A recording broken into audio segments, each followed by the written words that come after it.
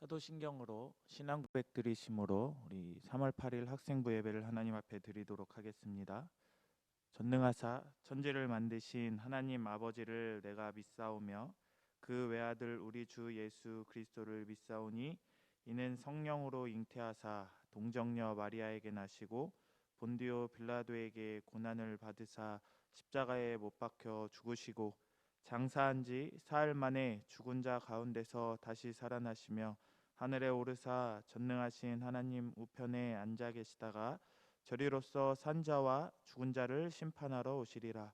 성령을 믿사오며 거룩한 공예와 성도가 서로 교통하는 것과 죄를 사하여 주시는 것과 몸이 다시 사는 것과 영원히 사는 것을 믿사옵나이다. 아멘. 우리 오늘은 찬양을 같이 한번 해봤으면 좋겠어요. 그래서 우리 나는 예배자입니다. 함께 찬양하고 찬양한 후에 우리 김종민 집사님께서 대표로 기도해 주시겠습니다.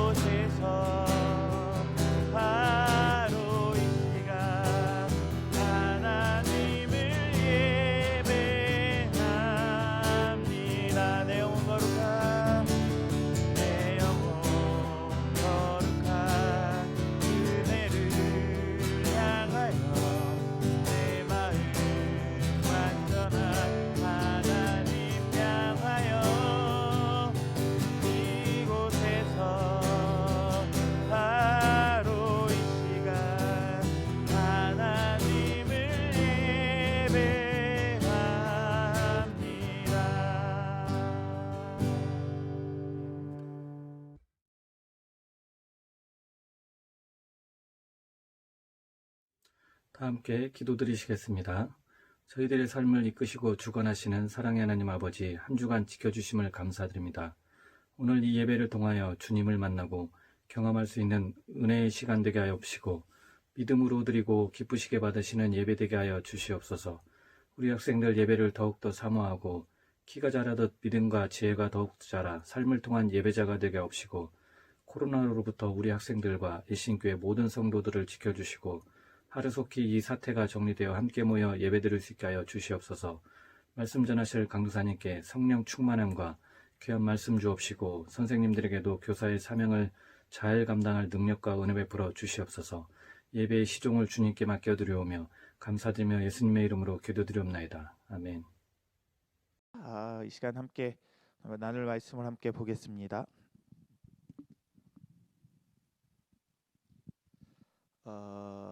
마가복음입니다.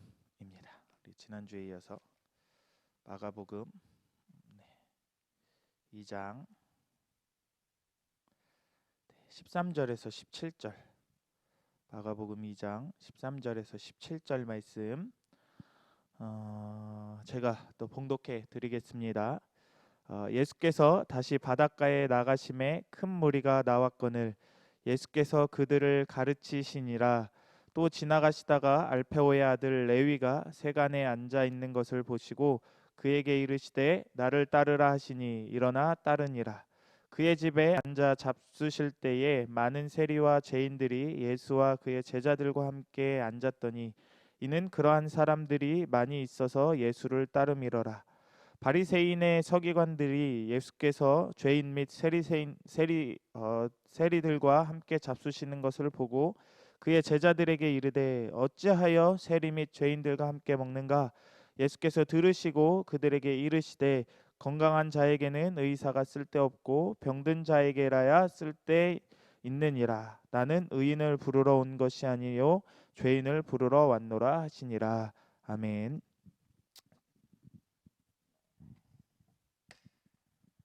잠시 기도하겠습니다. 사랑의 하나님 감사합니다. 오늘도 우리에게 귀한 하루를 주시고 시간도 함께 하나님의 말씀을 나누고 예배하게 하여 주셔서 감사합니다. 하나님, 비록 우리가 함께 모여 예배하지 못하지만 각자 있는 곳에서 하나님을 예배하게 하여 주시고 한마음 한뜻으로 우리 학생부 모두가 하나 되어 하나님을 예배하는 귀한 시간 될 수 있도록 함께 동행하여 주시옵소서. 감사드리며 예수님의 이름으로 기도드립니다. 아멘. 네, 오늘도 영상이지만 함께 우리 학생부 친구들과 함께 예배하게 되어서 감사합니다. 우리 광고를 먼저 하려고 하는데요. 지난주에 이어서 코로나 바이러스로 인해서 우리 학생부 예배는 영상 예배로 대체가 됩니다.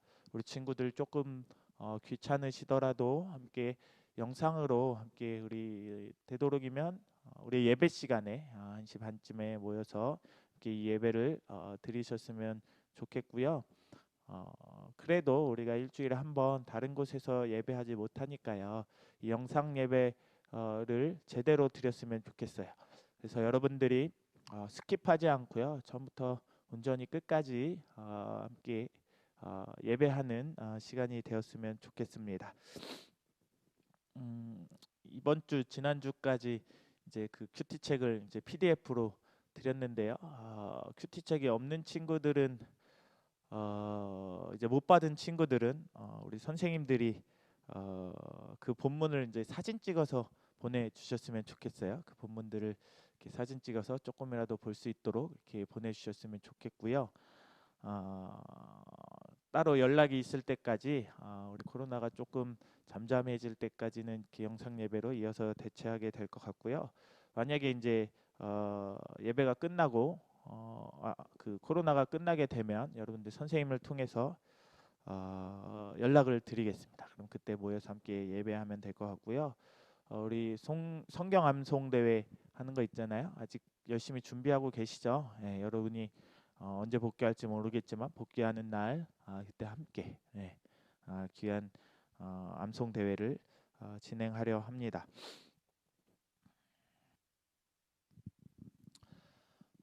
네, 오늘 함께 말씀을 나누려고 하는데요. 오늘 말씀의 제목은 죄인들과 함께 하신 예수님, 죄인들과 함께 하신 예수님인데요.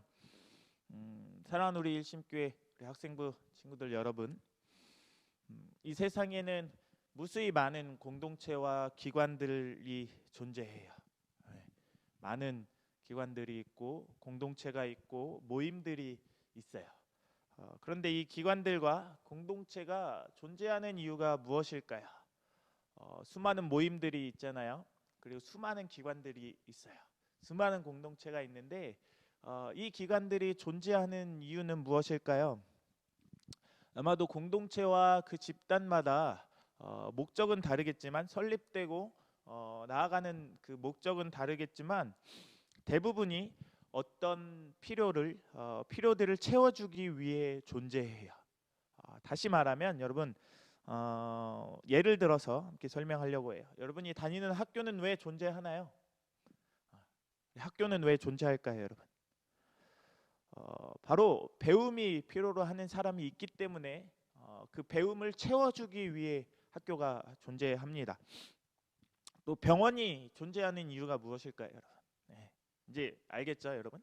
병원이 존재하는 이유는 아픈 사람들이 치료를 필요로 하기 때문에, 고통을 없애고자 하기 때문에, 그 고통과 아픔을 치유하고자 병원이 있습니다. 존재합니다.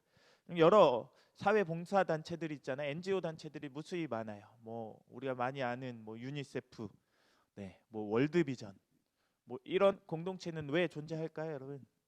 네, 물질적으로 또는 상황적으로 뭐 아프리카나 먹을 것이 없고 굶어 죽어가는 그 사람들이 너무나 어렵게 살아가고 있는 그 누군가의 도움이, 그들이 누군가의 도움이 필요하기 때문에 그들에게 도움을 주고자, 그들의 필요를 채워주고자 이런 사회 단체들이 존재합니다. 네, 그렇다면 여러분, 이 세상에도 무수히 많은 교회가 있어요. 우리나라에도 또는 우리 동네만 해도 수많은 교회가 있어요. 여기 앞에도 교회가 있고, 뒤에도 교회가 있고, 위에도 교회가 있고, 이 아래도 교회가 있어요, 여러분. 그러면 교회는 어떤 것일까요? 여러분이 다니는 교회는 어떤 이들의 필요 때문에 존재할까요? 어떤 이들의 필요를 채워주기 위해 교회가 존재하는 걸까요, 여러분? 교회는 어떤 이들을 위해 교회가 세워졌고 우리가 예배하고 있는 걸까요? 그것을 함께 보길 원하는데요. 오늘 교회를 필요로 하는 사람이 누구인지 오늘 말씀을 통해서 함께 살펴보려고 합니다. 지난주 말씀 기억해요, 여러분? 네, 항상 강사님 물어보죠. 지난주에 어떤 말씀을 우리가 함께 나누었는지 기억해요? 네, 영상을 본 친구들은 기억할 수 있겠죠. 네, 훌륭해요. 네, 바로 4명의 어부를 예수님께서 제자로 부르시는 장면을 우리가 함께 말씀을 통해서 나누었어요. 4명의 제자 누구였어요, 여러분? 네, 한번 말해볼까요? 4명의 제자 누구였어요? 네, 누구였어요? 베드로, 네, 안드레, 네, 야고보, 네, 요한. 네, 이렇게 4명의 제자를 부르셨어요. 그리고 예수님께서는 그 4명의 제자를 부르시고 이제 본격적으로 이 땅에 오신 그 목적을 실현해 나가기 시작합니다. 예수님의 사역이 본격적으로 시작된 거예요. 가장 먼저는 하나님께서 그들에게 가셔서 죄인들에게 가셔서 복음을 선포하셨어요. 하나님의 나라가 어떠한 곳인지를 그들에게 가르쳐 주셨고, 또 우리가 1장 2장에 쭉 보면 예수님께서 귀신 들린 사람을 치료하시는 장면도 나오고요.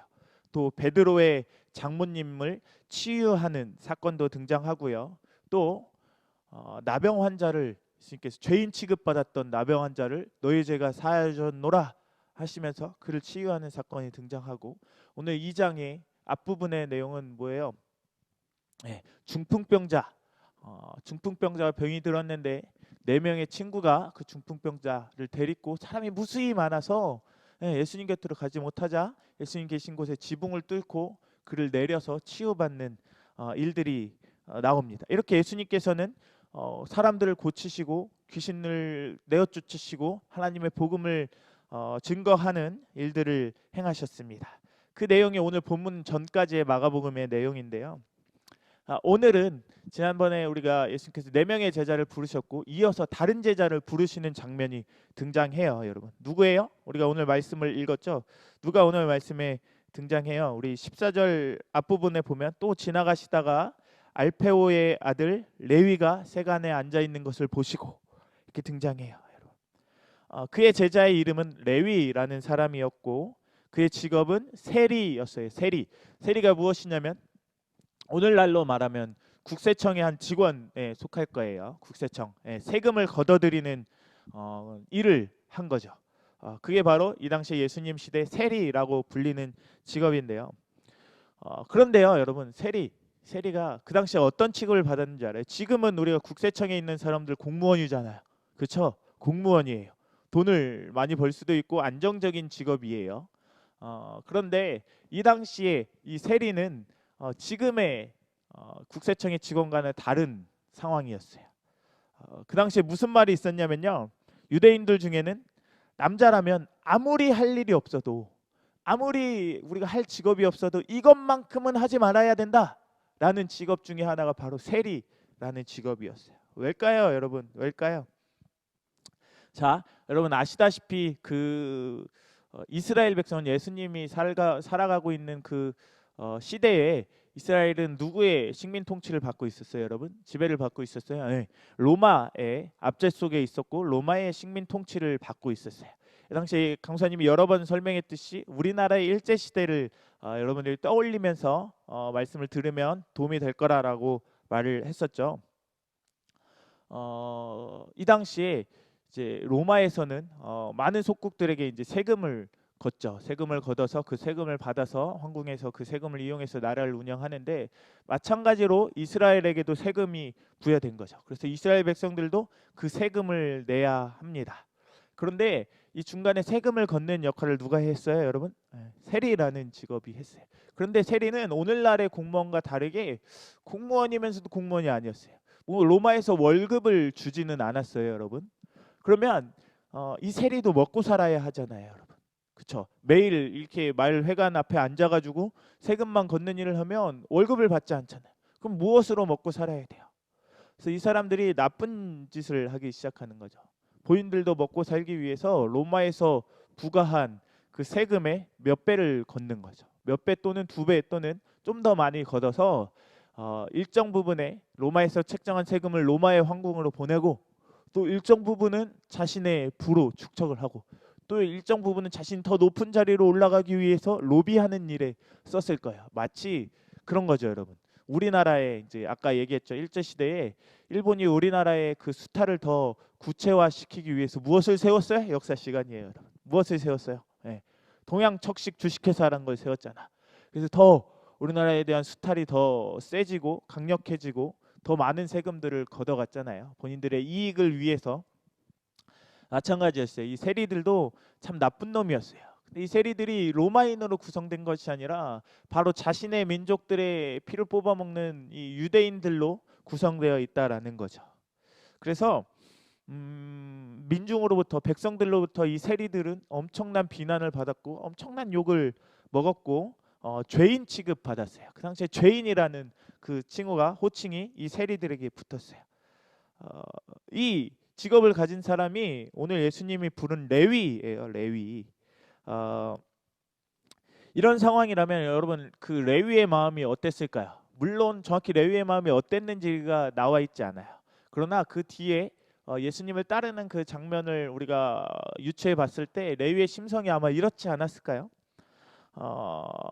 레위의 마음이 어땠을까를 한번 생각해 보기 원하는데요. 아마 큰 부를 누리면서도 좋은 저택, 좋은 집에 살면서도 세간에 그 크고 화려한 의자에 앉아 있으면서도 아마 레위의 마음은 뭐 가시방석에 앉은 느낌, 또는 불안함과 고독, 또는 죄책감에 시달리고 있지는 않았을까요, 여러분? 이렇게 지내다 보니 같은 민족이잖아요. 같은 사람들과 친하게 지내고 싶기도 하고 재밌게 지내기 싶기도 하고 좋게 지내고 싶기도 했을 거예요. 그런데 이렇게 지내다 보니 사람들의 따스한 말 한마디가 아마 그리웠을 거예요. 토닥임이 그리웠고 따스한 그 눈빛이 그리워서 언제까지 이렇게 살아야 할까라는 인생의 한탄을 하지 않았을까요? 네, 그렇지 않았을까요, 여러분? 어땠을까요? 맨날 레위가 듣는 얘기가 뭘까요? 세금을 거두면서도 저 도둑놈의 새끼, 저게 어떻게 같은 민족이야, 어떻게 저게 같은 사람이야, 같은 유대인이야 라는 안 좋은 얘기만 들었을 거예요. 그런 그때 마침 한탄하고 있을 때 마침 예수님이 레위를 부르시는 거예요, 여러분. 그 앞에 지나시다가 차가운 세간 의자에 차가운 표정으로 앉아있던 그에게 따스한 예수님의 음성과 따스한 표정이 그에게, 레위에게 다가옵니다. 예수님 뭐라고 얘기해요? 14절 하반절의 끝부분에 나를 따르라 라고 예수님께서는 그에게 손을 내밀고 있습니다. 이 나를 따르라 라는 그 말에 담긴 의미가 무엇일까요, 여러분? 아마도 레위야, 네가 걷고 있는 그 길, 그 길 이제는 그만하고 이제는 나와 함께 다른 길로 가보자. 내가 너에게 손을 뻗을 테니 너는 그 손을 잡고 나를 따르라. 와서 나의 제자가 되라 라고 예수님께서 말씀하셨을 거예요. 그러자 레위의 반응은 어땠을까요, 여러분? 레위의 반응은 어땠어요? 네. 앞에 제자들과 똑같아요. 하나님, 예수님, 당신을 따르면 나에게 뭐가 있어요? 내가 지금 버는 돈의 한 2배를 나에게 주실 수 있어요? 그럼 내가 먹고 살기에 충분해요? 그럼 예수님을 따를게. 이랬을까요? 아니에요, 여러분. 나를 따르라 라는 말에 어때요? 14절 하반절에 이르시되 나를 따르라 하시니 뭐예요? 일어나 따르니라.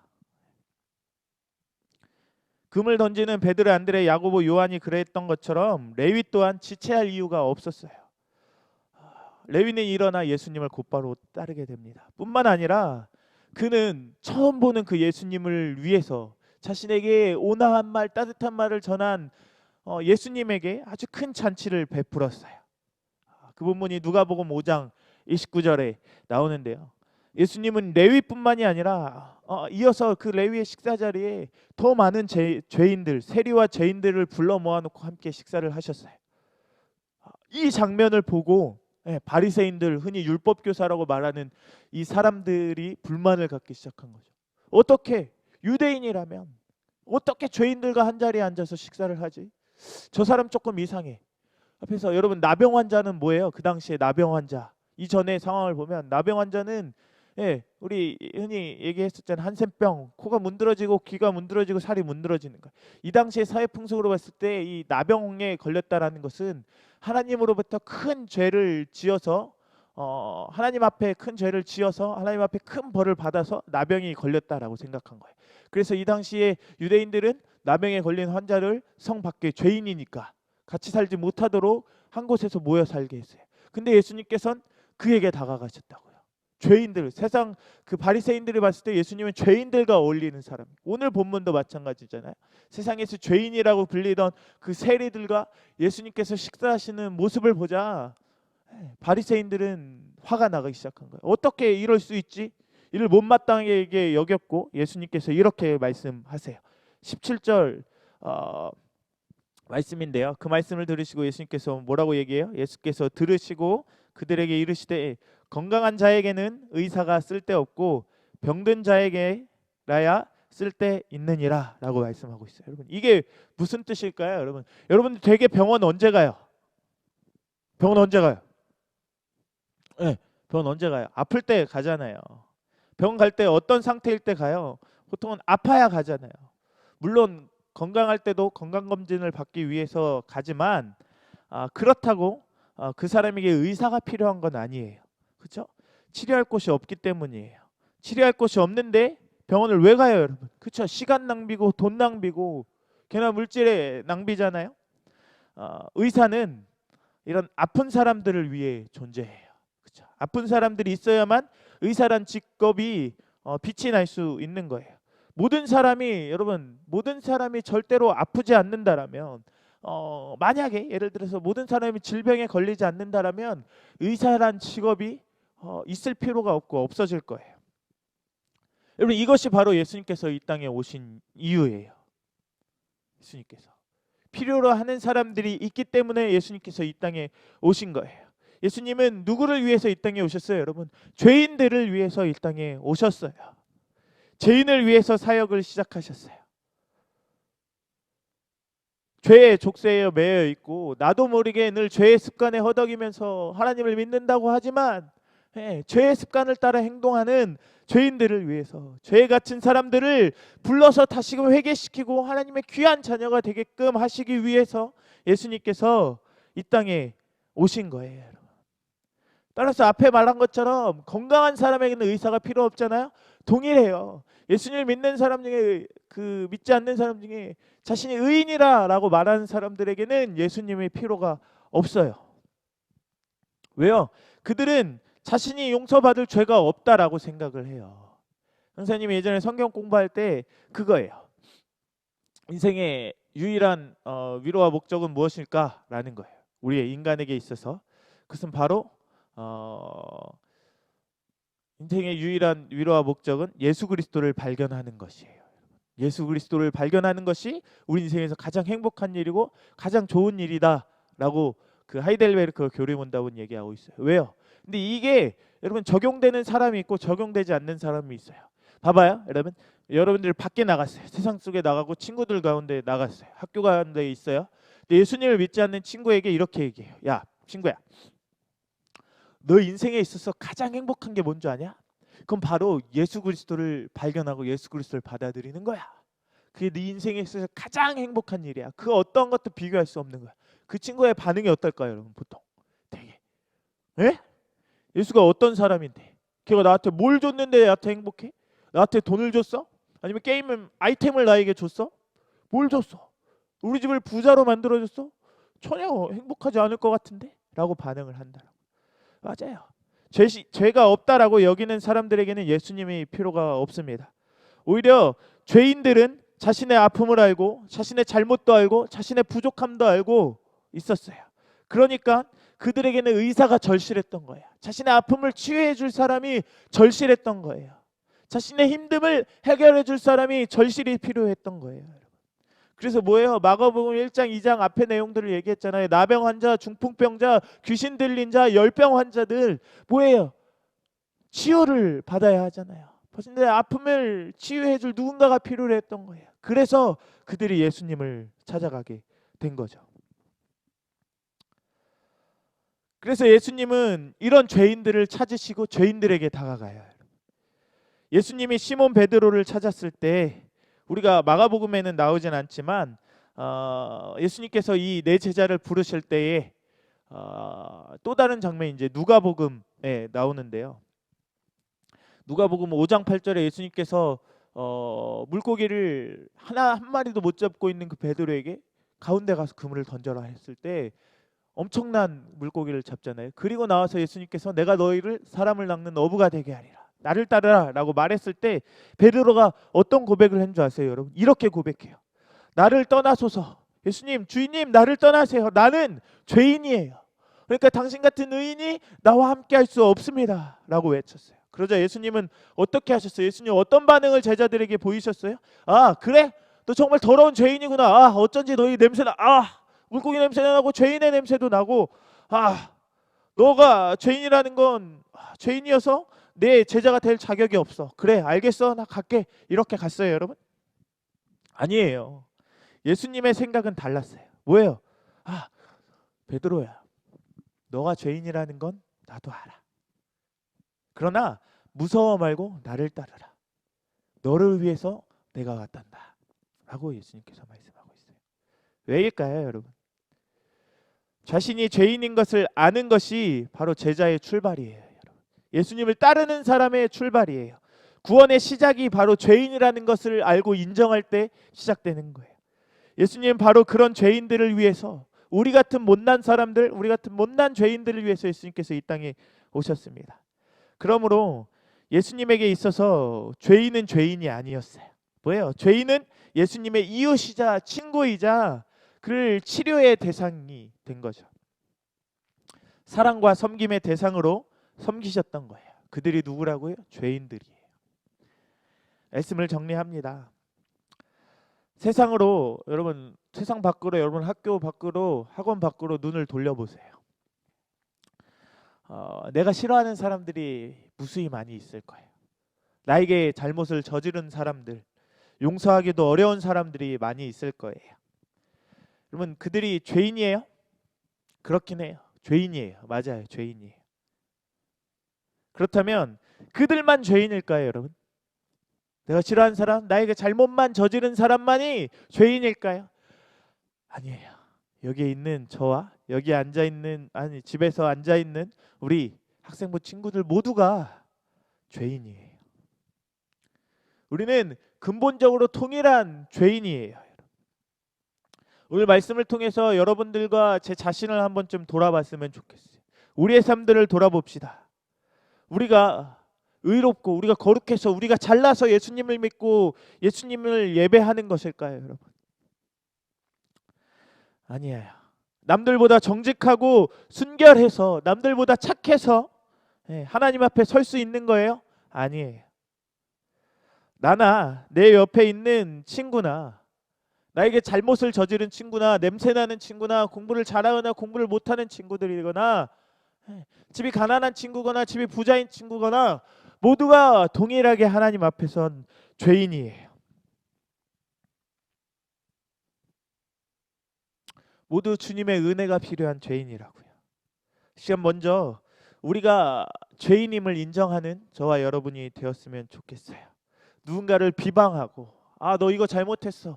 너 이래서 예배 나오면 안 돼. 이런 우리가 되면 안 돼요.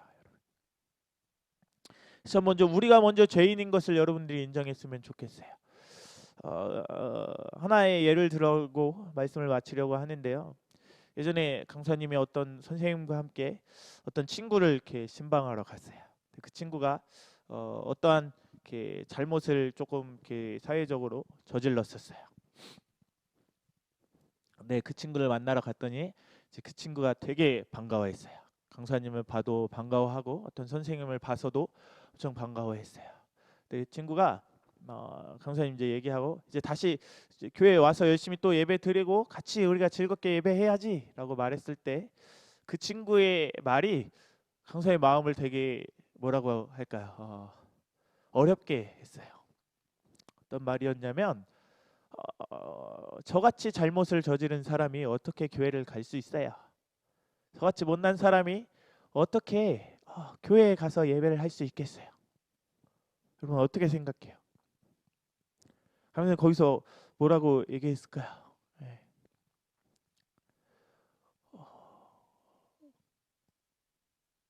우리 친구 같은 친구가 아니면 이 교회에 누가 와?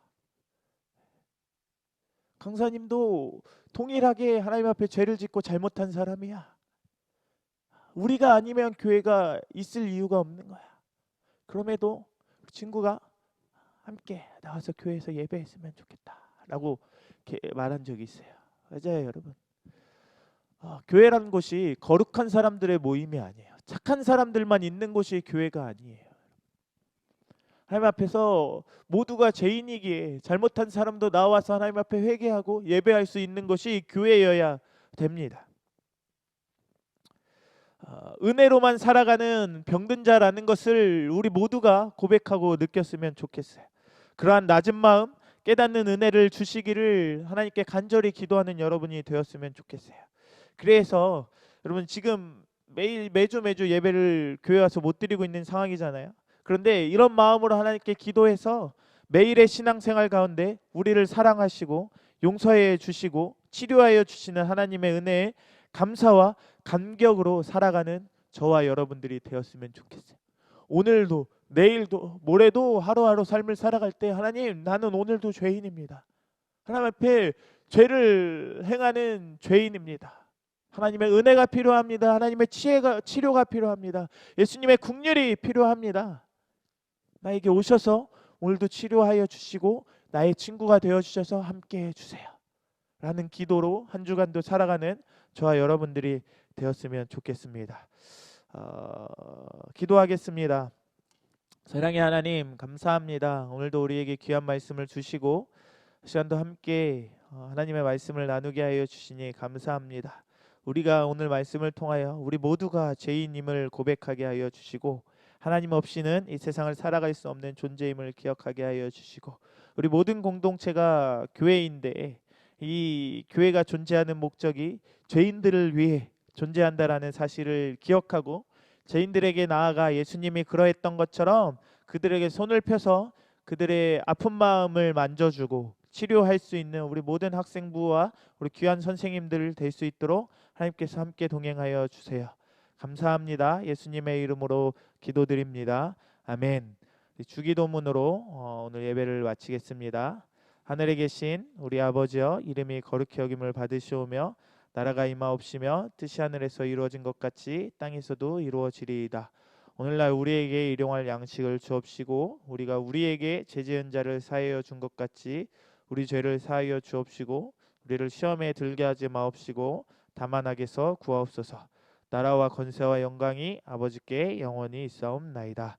아멘.